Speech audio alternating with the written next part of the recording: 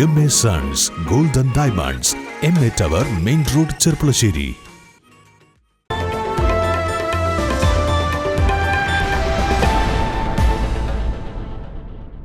ചെർപ്പുളശ്ശേരി പുത്തനാൽക്കൽ ഭഗവതി ക്ഷേത്രത്തിൽ തോൽപ്പാവ കൂത്തുത്സവം കൊടിയേറി. കൂത്തുത്സവത്തിന് സമാപനം കുറിച്ച് പുത്തനാൽക്കൽ കാളവേല ഫെബ്രുവരി 12 ആഘോഷിക്കും.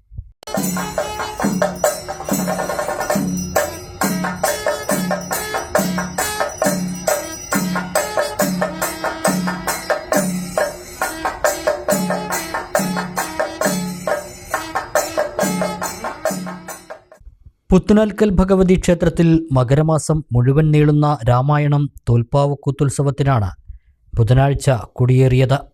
തന്ത്രി അണ്ടലാടി മനക്കൽ ഉണ്ണി നമ്പൂതിരിപ്പാടിൻ്റെ കാർമ്മികത്വത്തിലായിരുന്നു കൊടിയേറ്റം. ചെർപ്പുളശ്ശേരി ജയവിജയന്മാർ നയിച്ച മേളവും നിറപറ സമർപ്പണവുമുണ്ടായി.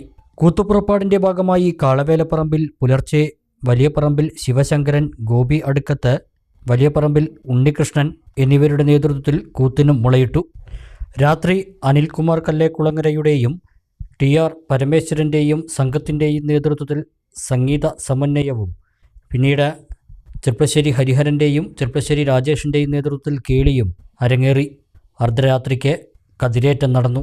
തുടർന്ന് കൂത്തുമാടത്തിൽ കൂനത്തറ കെ വിശ്വനാഥ പുലവരുടെയും സംഘത്തിൻ്റെയും നേതൃത്വത്തിൽ രാമായണം തോൽപ്പാവക്കൂത്ത് തുടങ്ങി. ഫെബ്രുവരി 11 ക്ഷേത്രത്തിലെ പൂരം.